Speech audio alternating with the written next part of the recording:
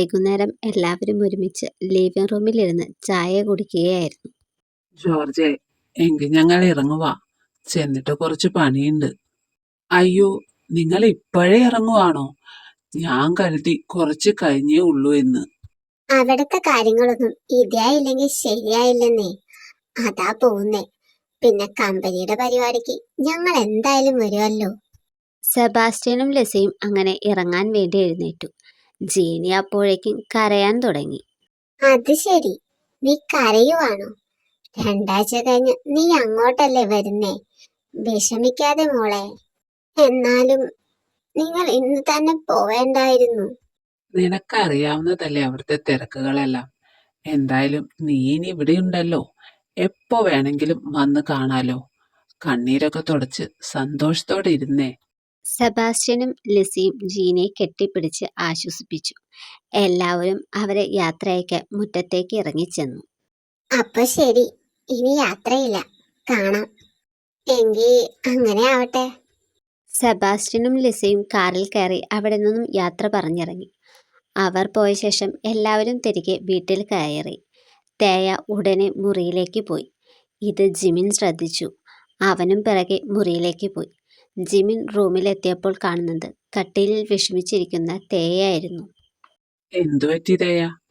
എന്താ മുഖം പാടിയിരിക്കുന്നേ? ഒന്നുമില്ല ചായ. അല്ല, എന്തോ ഉണ്ട്. മടിച്ചിരിക്കാതെ നീ കാര്യം പറയ്. അത് പിന്നെ ഇന്ന് ചീനി ചേച്ചിയുടെ പാരന്റ്സ് വന്നപ്പോ എനിക്കും മമ്മിയും ഡാഡിയും കാണണമെന്നൊരു തോന്നൽ. ആഹാ, ഇതായിരുന്നോ കാരണം? നിനക്കിത് നേരത്തെ പറഞ്ഞുകൂടായിരുന്നോ? നീ പറഞ്ഞാ മതി, എപ്പോ വേണമെങ്കിലും നമുക്ക് പോവാലോ. സത്യാണോ ചായ? അതെ, നിനക്ക് എപ്പോഴാ പോവേണ്ടെന്ന് പറഞ്ഞാ മതി, ഞാൻ റെഡി. അങ്ങനെയാണെങ്കിൽ ഞാൻ ബെഞ്ചമിൻ അച്ചായനെ ഒന്ന് വിളിച്ചു ചോദിക്കട്ടെ. അവിടെയും അവര് തിരക്കിലാവുമല്ലോ. എല്ലാവരും വീട്ടിലുള്ള ഒരു ദിവസം അങ്ങോട്ട് പോവാം. ആയിക്കോട്ടെ, എല്ലാം എന്റെ ഭാര്യ പറയുന്നത് പോലെ. Thank you Chaya. I love you. I love you too. അലനും മിനിയും റൂമിൽ ചെല്ലുമ്പോൾ കാണുന്നത് ജേക്കിന്റെ കൈപിടിച്ച് പൊട്ടിക്കരയുന്ന ട്വിങ്കിളിനെയും അവളെ ആശ്വസിപ്പിക്കുന്ന ജേക്കിനെയുമാണ്. മോളെ. മിനി വിളിക്കുന്നത് കേട്ട് ട്വിങ്കിൾ മുഖമുയർത്തി നോക്കി. ജേക്ക് അപ്പോൾ അവളുടെ കയ്യിൽ നിന്നും പിടിവിട്ടു. ട്വിങ്കിൾ മിനിയെ ചെന്ന് കെട്ടിപ്പിടിച്ചു. Mummy, sorry mummy. ഞാൻ കാരണം എന്റെ മമ്മി ഒരുപാട് കഷ്ടപ്പെട്ടു. ഞാൻ എന്റെ മമ്മി ഒരിക്കലും വേദനിപ്പിക്കില്ല. പ്രോമിസ്. പോട്ടെ മോളെ, സാരില്ല. കഴിഞ്ഞതെല്ലാം കഴിഞ്ഞു. എന്റെ മോളെ എനിക്ക് പഴയതുപോലെ തന്നെ തിരികെ കിട്ടിയില്ലേ. മമ്മിക്ക് അത് മതി. എന്തായടാ, നീ അവളോട് സംസാരിച്ചോ? സംസാരിച്ചടാ. നീ അവളെ കണ്ടില്ലേ? അവൾക്ക് നല്ല മാറ്റുണ്ട്. മോനെ ജേക്ക്. എന്താ ആന്റി? ഒരുപാട് നന്ദിയുണ്ട് മോനെ. നീ കാരണ എനിക്ക് എന്റെ മോളെ തിരികെ കിട്ടിയത്. ഈ കടപ്പാട് ഞാൻ എങ്ങനെ തീർക്കാനാ? ആന്റി പ്രത്യേകിച്ച് ഒന്നും ചെയ്യണ്ട. ഒരു ദിവസം ഞാൻ എൻ്റെ കുടുംബവുമായി വരും. അന്ന് ഇവളെ എന്നെ സ്വന്തമാക്കാൻ, എൻ്റെ ഭാര്യയാക്കാനുള്ള സമ്മതം മാത്രം തന്നാ മതി.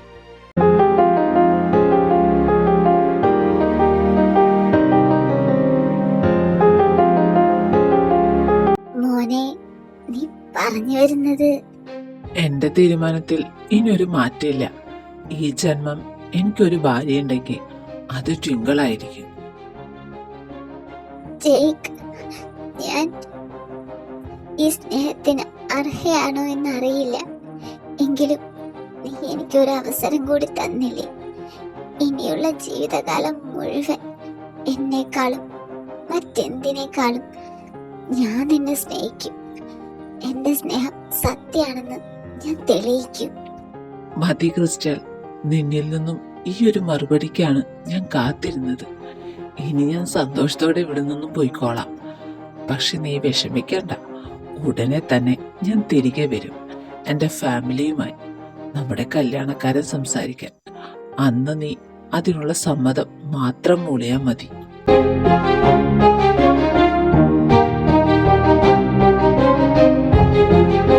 എങ്കിൽ നമുക്ക് ഇറങ്ങിയാലോ?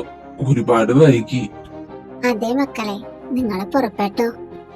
ക്രിസ്റ്റൽ, എൻ്റെ നമ്പർ ഞാൻ മമ്മിക്ക് കൊടുത്തിട്ടുണ്ട്. നീ എപ്പോഴാണോ എല്ലാം കഴിഞ്ഞ് റെഡിയാണെന്ന് നിനക്ക് തോന്നുന്നത് അന്ന് നീ എന്നെ വിളിക്കണം. ഞാൻ നിന്റെ വിളിക്കായി കാത്തിരിക്കും. ട്വിങ്കിൾ ജേക്കിന്റെ വാക്കുകൾക്ക് മറുപടിയായി തലയാട്ടി. ആൻറ്റി, കാര്യങ്ങളെല്ലാം എന്നെ അപ്പപ്പോ തന്നെ വിളിച്ചറിയിക്കണം. ഒരു മടിയും വേണ്ട. പിന്നെ ഈ കാര്യം നമ്മൾ മാത്രം അറിഞ്ഞാൽ മതി. ട്വിങ്കിള് തിരികെ വീട്ടിൽ വരുമ്പോൾ ഡൽഹിയിൽ നിന്നും തിരികെ വന്നതാണെന്ന് പറഞ്ഞാൽ മതി. എൻ്റെ വീട്ടിലും ഞാൻ അങ്ങനെ തന്നെ പറഞ്ഞോളാം. അത് പക്ഷെ മോനെ. കൂടുതലൊന്നും പറയണ്ട ആൻറ്റി, കഴിഞ്ഞതെല്ലാം കഴിഞ്ഞു. ഇതൊരു പുതിയ തുടക്കമായി കണ്ടാ മതി എല്ലാ രീതിയിലും. അപ്പോ ശരി, ഇറങ്ങുക. ഇനി യാത്രയില്ല. ഞാൻ പോയിട്ട് വരാം. ആരോഗ്യം ശ്രദ്ധിക്കണം. ബൈ. ജയ്ക്കും അലനും പിന്നെ താമസിച്ചില്ല, അവിടെ നിന്നും ഇറങ്ങി. ജിമിനെ, ഇനി അധിക ദിവസം ഇല്ല. നാളെ തന്റെ കമ്പനിയിൽ പോണം. ഇൻവിറ്റേഷൻ ലെറ്റേഴ്സ് ഒന്നും അയച്ചു തുടങ്ങിയിട്ടില്ലല്ലോ അല്ലേ? ഇല്ല ഡാഡി, ഇതുവരെ തുടങ്ങിയിട്ടില്ല. നാളെ കമ്പനിയിൽ ചെന്നിട്ട് വേണം അതിനുള്ള പ്രിപ്പറേഷൻസ് നടത്താൻ. നാളെ മുതൽ നിന്ന് തിരിയാനുള്ള സമയം കാണില്ല. ഒഫീഷ്യൽ മീറ്റിംഗ്സും റിപ്പോർട്ട് പ്രസന്റേഷനും സ്റ്റാർട്ടായ പിന്നെ ഫൈനൽ പ്രൂഫിംഗ് വരെ കമ്പനിയിൽ നിന്ന് വിട്ടു നിൽക്കാൻ പറ്റില്ല. എല്ലാം അണ്ടർ കൺട്രോളിലാണ് ഡാഡി. ഞാനും ജിമിനും ഉണ്ടല്ലോ. നിങ്ങൾ ധൈര്യമായിട്ടിരിക്കേ. നാളെ ഞാനും ജോർജും സൈറ്റ് വിസിറ്റിങ്ങിന് പോകുക. കെട്ടിടത്തെ പണി എവിടെ വരെ ആയെന്ന് നോക്കണമല്ലോ. ഞങ്ങളില്ലായിരുന്ന സമയത്ത് അബ്രഹാമും ബെഞ്ചമിനും കൂടിയാ പോയി കണ്ടത്. അവിടെ കമ്പനി സംബന്ധമായ തിരക്കുകൾ കാണില്ലേ, അതുകൊണ്ട് ഞങ്ങൾ ആ പണി അങ്ങ് ഏറ്റെടുത്തു. അവര് രണ്ടുപേരും മുൻകൈയെടുത്ത് കൃത്യമായി നോക്കുന്നത് കൊണ്ട് 2 മാസത്തിനുള്ളിൽ തന്നെ അത് ഇനാഗുറേറ്റ് ചെയ്യാൻ സാധിച്ചു. ചേക്കങ്കളും അലനങ്ങളും വന്നില്ലേ മമ്മി? അവരിതുവരെ വന്നില്ല മോനെ. എന്തു പറ്റി? ചേക്കങ്കിള് എനിക്കിന്ന് ഗെയിം കളിക്കാൻ തരാന്ന് പറഞ്ഞതാ. അവര് വരാൻ ലേറ്റ് ആവും മോനെ. ആന്റി അവര് വരുമ്പോ മോനെ ഗെയിം കളിപ്പിക്കുന്ന കാര്യം പറയാം കേട്ടോ? Okay aunty. പറഞ്ഞതുപോലെ അവൻ ഇത്രയും നേരമായിട്ടും എത്തിയില്ലല്ലോ. നീ അവനെ വിളിച്ചില്ലടാ ജൂണേ? വിളിച്ചിരുന്നു ഡാഡി. 1 മണിക്കൂറിനുള്ളിൽ എത്തുമെന്നാ പറഞ്ഞേ. അതെ, ഞാൻ നിങ്ങളോടൊരു കാര്യം പറയാൻ വിട്ടുപോയി. ലിസി ഇന്ന് വന്നപ്പോ നമ്മുടെ ജയിക്കിന് ഒരു കല്യാണാലോചനയുമായിട്ടാ വന്നത്. അന്ന പറയുന്നത് കേട്ട് ജീനിയും ജൂണും തമ്മിൽ തമ്മിൽ നോക്കി. അത് ശരി. എന്നിട്ട് നീ ഇപ്പോഴാണോ പറയുന്നേ? ഞാനതങ്ങ് വിട്ടുപോയി ചായ. ഏതാ എന്നാ കൂട്ടര്? ലിസിയുടെ ബന്ധത്തിലുള്ളൊരു കുട്ടിയാ. ഡോക്ടറാ, നമ്മുടെ ജെയിമിയെ പോലെ. അവര് ഓസ്ട്രേലിയയിലാ. വീട്ടുകാരൊക്കെ അത്യാവശ്യം കുടുംബമഹിമ സമ്പത്തുള്ള ഒക്കെ ഉള്ളതാ. പാരമ്പര്യമായ ബിസിനസ് ഉള്ള കൂട്ടരാ. ഒറ്റ മോള. പേര് റോസ്ലിൻ. നിന്നെ അവര് ആ കൊച്ചിന്റെ ഫോട്ടോ വല്ലതും കാണിച്ചു? കാണിച്ചു. നല്ല സുന്ദരി കൊച്ച്. നമ്മുടെ ചേക്കിന് ചേരും. എന്നിട്ട് എവിടെ? ഞങ്ങളെ കൂടെ കാണിക്ക്. അന്ന ഫോൺ ഓണാക്കി അതിലുള്ള റോസ്ലിന്റെ ഫോട്ടോ എല്ലാവരെയും കാണിച്ചു. പറഞ്ഞ പോലെ പെൺകുട്ടി സുന്ദരിയാണല്ലോ. നല്ല പഠിപ്പും ജോലിയുള്ള കുട്ടിയാ. അവര് നാട്ടിൽ വർഷത്തിലൊരിക്കലേ വരൂ. അടുത്ത മാസം വരുന്നുണ്ട്. ഞാൻ കരുതി ഇനി ജേക്ക് കമ്പനിയിൽ ജോയിൻ ചെയ്ത് കഴിഞ്ഞാൽ അധികം വെച്ച് താമസിപ്പിക്കാതെ അവന്റെ കെട്ട് നടത്തണമെന്ന്. നീ പറഞ്ഞതിനോട് ഞാൻ യോജിക്കുന്നു. അവനെ ഇനിയും പഴയതുപോലെ കെട്ടഴിഞ്ഞ പട്ടം കണക്ക് വിട്ടാൽ ശരിയാവില്ല. അവന്റെ അഭിപ്രായം കൂടെ ചോദിച്ചിട്ട് പോരെ ഈ ആലോചനയൊക്കെ? അവൻ എതിർപ്പൊന്നും കാണില്ലായിരിക്കും. എനിക്കെന്റെ മോനെ അറിയാം. എന്തായാലും അവൻ വരുമ്പോ അവനെ ആ കുട്ടിയുടെ ഫോട്ടോ ഒന്ന് കാണിച്ചിട്ട് അവന്റെ മനസ്സിൽ എന്താണെന്ന് കൂടി അറിഞ്ഞിട്ട് ബാക്കി തീരുമാനങ്ങൾ എടുക്കുന്നതാവും നല്ലത് എന്നാ എന്റെ അഭിപ്രായം. എനിക്കും അത് തന്നെയാ പറയാനുള്ളത്. എടുത്ത ചാടി ഒരു തീരുമാനം എടുക്കുന്നതിന് മുൻപ് അവനോട് സംസാരിച്ച് അവന്റെ താല്പര്യം കൂടി അറിയണം. ശരി ശരി, എല്ലാവരും പറയുന്നത് പോലെ. അന്ന, അവനെ ആദ്യം വിവരം അറിയിച്ചിട്ട് അവന്റെ ഇഷ്ടം എന്താണെന്ന് വെച്ചാ അതുപോലെ ചെയ്യാം. ജേക്കിന്റെ കല്യാണം കഴിഞ്ഞാ പിന്നെ ഈ കുടുംബത്തിൽ ഇനി കെട്ടാൻ ബാക്കി നിൽക്കുന്നത് ജെമിയ. 2-3 മാസം കൂടി കഴിഞ്ഞാൽ അവളുടെ പഠിത്തം കഴിയും. 1 കൊല്ലത്തിനുള്ളിൽ നിന്നെ കല്യാണം കഴിപ്പിക്കാനാ ഞാൻ പ്ലാൻ ചെയ്യുന്നത്. മൈക്കിൾ പറയുന്നത് കേട്ട് കുടിച്ചുകൊണ്ടിരുന്ന വെള്ളം നെറുകയിൽ കയറി ജെയ്മി ചുമയ്ക്കാൻ തുടങ്ങി. അല്ല ഡാഡി, അതിന് ഇനിയും സമയമുണ്ടല്ലോ. എങ്ങനെ പോയാലും ഞാൻ ജോബ് സ്റ്റാർട്ട് ചെയ്ത് 1 ഇയർ കഴിഞ്ഞിട്ടേ കല്യാണം കഴിക്കൂ. അതിൽ നിന്നും ഒരു മാറ്റവും ഇല്ല. അത് മതിയേടി. പക്ഷെ ഞങ്ങൾക്ക് ആ ടൈമിൽ നിനക്ക് ആലോചിച്ചു തുടങ്ങാലോ. നല്ലൊരു ബന്ധം വന്നാ ഉറപ്പ് നടത്തി വെക്കാം. കല്യാണം പിന്നെ മതി.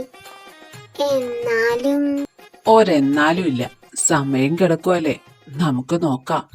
ജിമ്മി മുറിയിൽ കയറി വരുമ്പോൾ കാണുന്നത് കട്ടിലിൽ കിടക്കുന്ന തേയാണ്. അവൻ കതകടിച്ച് അവളുടെ അടുത്ത് ചെന്ന് കിടന്നു. ഹലോ ഡാർലിംഗ്, എന്താ നേരത്തെ കിടന്നോ? ഏയ്, ഞാനെങ്ങനെ ഉറങ്ങാനാ, എന്റെ ഇച്ഛായനില്ലാതെ. ഏ ആണോ? അതെ, ഞാൻ കാത്തിരിക്കായിരുന്നു. അപ്പോഴെങ്ങനാ, തുടങ്ങുമല്ലേ? ഷോ, ഞാൻ കരുതി ഇനി ഒന്നുമില്ലായിരിക്കുമെന്ന്. ഒട്ടും സമയം കളയണ്ട, ഇപ്പൊ തന്നെ തുടങ്ങാം. ഏയ് വെയിറ്റ്, ആക്രാന്തം കാണിക്കാതെ. ഞാൻ ആവശ്യമുള്ള സാധനം എടുക്കട്ടെ. അതിന്റെ ഒന്നും ആവശ്യമില്ലെന്നേ. ഉണ്ടെന്നേ, ദേ പിടിച്ചോ.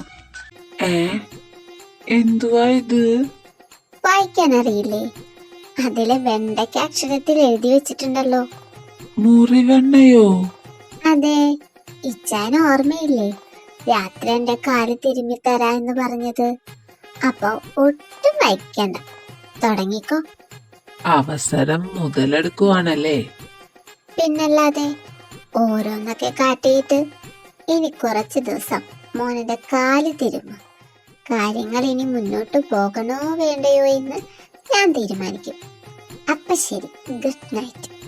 ഷോ, വേണ്ടായിരുന്നു. ആ, ഇനി തിരുമിയല്ലേ പറ്റൂ, ഒന്നും മിണ്ടാതെ ചെയ്യാം. രാവിലെ ജീനി എഴുന്നേറ്റ് നേരെ പോയത് ജേക്കിന്റെ മുറിയിലേക്കാണ്. ജയിക്കേ, കഥക് തുറന്നേ.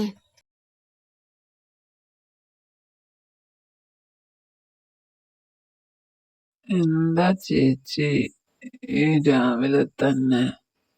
അങ്ങോട്ട് മാറി നിന്നേ, ഞാൻ അകത്ത് കയറട്ടെ. എന്താ ചേച്ചി കാര്യം?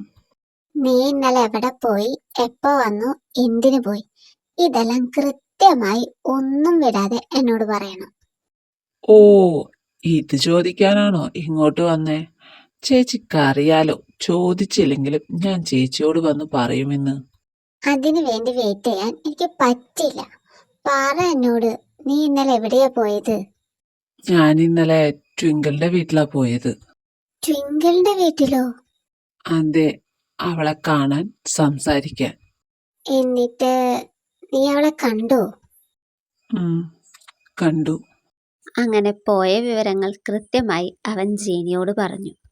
ജേക്ക്, അവളെപ്പറ്റി വീട്ടിലറിഞ്ഞ നടക്കാൻ പോകുന്നത് വലിയ ഭൂകമ്പായിരിക്കും.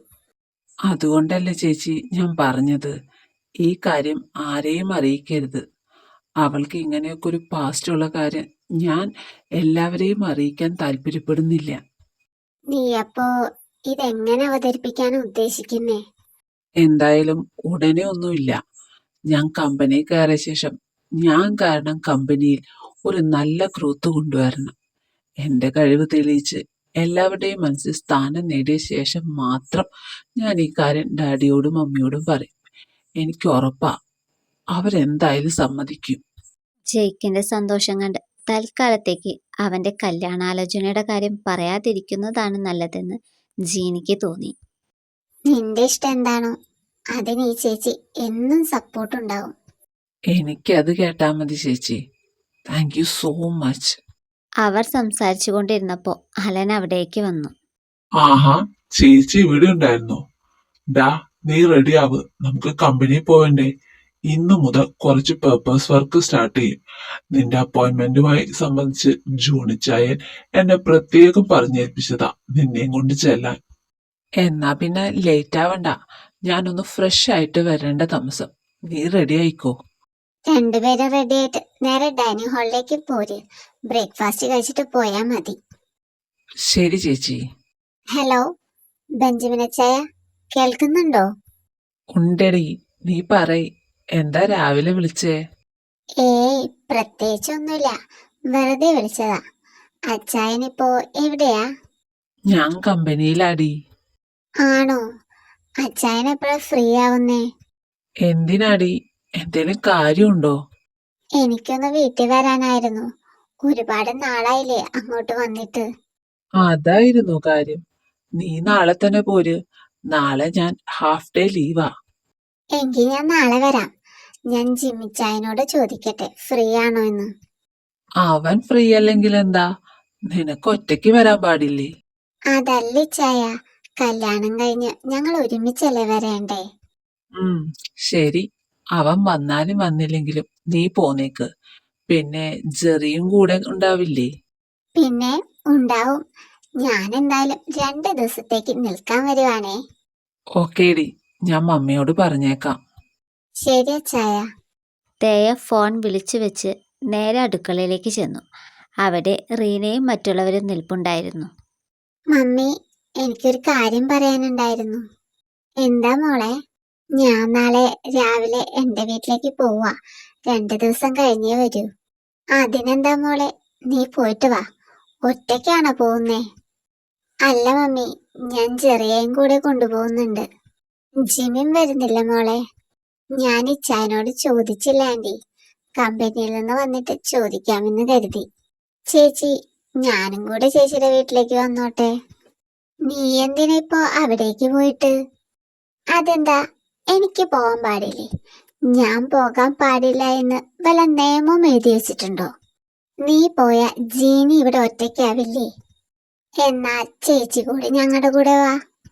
അല്ല, അപ്പൊ ഇവിടത്തെ കാര്യങ്ങളൊക്കെ? അതെല്ലാം നോക്കാൻ ഞങ്ങള് 2 പേരുണ്ടല്ലോ. പിന്നെ തേയുടെ വീട്ടിലേക്ക് ഇവിടെ നിന്നും അധികം ദൂരമില്ലാത്തതുകൊണ്ട് പ്രശ്നമില്ല. അല്ല, ഇവര് 2 പേരും വരുന്നത് തേയ്ക്ക് ബുദ്ധിമുട്ടാവോ? എന്ത് ബുദ്ധിമുട്ട്? ഒരു പ്രശ്നവുമില്ല, എനിക്ക് സന്തോഷേ ഉള്ളൂ. അങ്ങനെയെങ്കിൽ ഇതൊരു ഗേൾസ് ട്രിപ്പായിട്ട് നമുക്കങ്ങ് പ്രഖ്യാപിക്കാം. അപ്പൊ ഞാനോ? നീ ഞങ്ങളുടെ കുഞ്ഞുവാവല്ലടാ, നീ എവിടെയും പോവും. എന്നാ പിന്നെ നിങ്ങളെ സാധനങ്ങളൊക്കെ എടുത്തു വെക്കി. അതൊക്കെ വെക്കാം. ചേച്ചി, വീടിന്റെ അടുത്തുള്ള സ്പോർട്സ് ഒക്കെ ഒന്ന് പറഞ്ഞേ, നമുക്ക് പോയി കറങ്ങിയിട്ട് വരാം. ആയിക്കോട്ടെ. കമ്പനിയിൽ നിന്നും വൈകിയാണ് ജിമിനും മറ്റുള്ളവരും തിരികെ എത്തിയത്. റൂമിലെത്തിയ ജിമിൻ ഉടനെ തന്നെ വാഷ്റൂമിൽ കയറി കുളി കഴിഞ്ഞ് ഇറങ്ങി വന്നു. പുറത്ത് ബെഡിൽ തേയ അവനെ കാത്ത് ഇരിപ്പുണ്ടായിരുന്നു. ആ, നീ എപ്പോ വന്നു? കുറച്ചു നേരായി. ഞാനും ജെമിയും ജീനി ചേച്ചിയുടെ മുറിയിലായിരുന്നു. അപ്പോഴാ കാറ് വന്ന് നിൽക്കുന്ന ശബ്ദം കേട്ടെ. ഞാൻ വന്നപ്പോഴേക്കും ഇച്ചായൻ കുളിക്കാൻ കയറി. ഒന്നും പറയണ്ട, നല്ല വർക്കായിരുന്നു.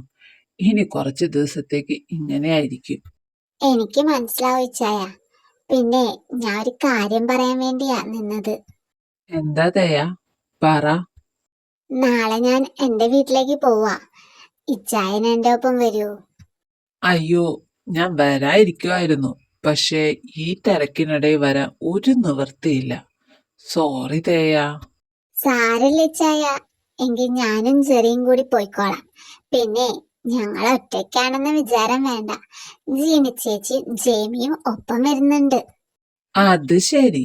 ഇതൊക്കെ എപ്പ പ്ലാൻ ചെയ്തു? എല്ലാം രാവിലെ പെട്ടെന്ന് തീരുമാനിച്ചതാ. എന്തായാലും ഞങ്ങൾ ഈ ടൈമിൽ നല്ല ബിസിയാ. അതുകൊണ്ട് നിങ്ങൾ കുറച്ച് ദിവസം പോയി ചിൽ ചെയ്തിട്ട് വാ. കല്യാണം കഴിഞ്ഞിട്ട് നമ്മൾ ഒരുമിച്ചല്ല അങ്ങോട്ട് പോവേണ്ടേ? പക്ഷേ ഇതിപ്പോ... അതൊന്നോർത്ത് നീ വിഷമിക്കണ്ട. ഇനിയും ദിവസങ്ങൾ കിടക്കുമല്ലേ. നമുക്കൊരു ദിവസം പോവാം. ശരി. പിന്നെ പോകുമ്പോ എന്നെ മിസ് ചെയ്യോ? ഏയ്, ഞാൻ എന്റെ വീട്ടിലേക്കല്ല പോകുന്നേ. അതുകൊണ്ട് ഒട്ടും മിസ് ചെയ്യില്ല. എന്നാലും ഒരെന്നാലും ഇല്ല. ദേ, വേഗം റെഡി ആയിട്ട് ഇറങ്ങി വാ, ഫുഡ് കഴിക്കാം. ഇതും പറഞ്ഞ് തേയ അവിടെ നിന്നും പോയി. ജിമിൻ അവളെ നോക്കി ചിരിച്ചുകൊണ്ടിരുന്നു. ഹാ, ഇനി 2 ദിവസം നീ ഇല്ലാതെ നിൽക്കണല്ലോ. നീ എന്തായാലും പോയിട്ട് വാ. ഇവിടെ ഇപ്പോ തിരക്കുള്ള ടൈമാ. സത്യം പറഞ്ഞ എനിക്ക് പോവാൻ മനസ്സില്ല. ഇച്ചായനില്ലാതെ. ഇവിടെയാണെങ്കിലും എന്നെ നീ ഈ രാത്രി സമയത്തല്ലേ കാണാൻ പോകുന്നുള്ളൂ. ഞാൻ എന്തായാലും വരാൻ ലേറ്റാവും. അതുവരെ ഉറക്കമൊഴിച്ച് കാത്തിരിക്കേണ്ട ആവശ്യമൊന്നുമില്ല. നീ ഇപ്പൊ തനിച്ചല്ല, ഉള്ളിലൊരു ജീവൻ കൂടിയുണ്ട്. നീ തേയോടൊപ്പം പോയി അവിടെ എൻജോയ് ചെയ്. കുഞ്ഞുവാവയ്ക്ക് അവന്റെ പപ്പയെ മിസ് ചെയ്താ എന്ത് ചെയ്യും? നീ എന്നെ വിളിച്ചാ മതി, ഞാൻ കുഞ്ഞിനോട് സംസാരിച്ചോളാം. ഇതും പറഞ്ഞ് ജോൺ ജീനിയുടെ വയറ്റിൽ തല ചേർത്ത് വെച്ച് പറഞ്ഞു. വാവേ, കുറച്ച് ദിവസത്തേക്ക് പപ്പ കൂടെ കാണില്ല കേട്ടോ. മമ്മയെ വിഷമിപ്പിക്കാതെ നല്ല കുട്ടിയായിട്ടിരിക്കണേ. ജീനി ചിരിച്ചുകൊണ്ട് ജോണിന്റെ തലയിൽ തലോടിക്കൊണ്ടിരുന്നു.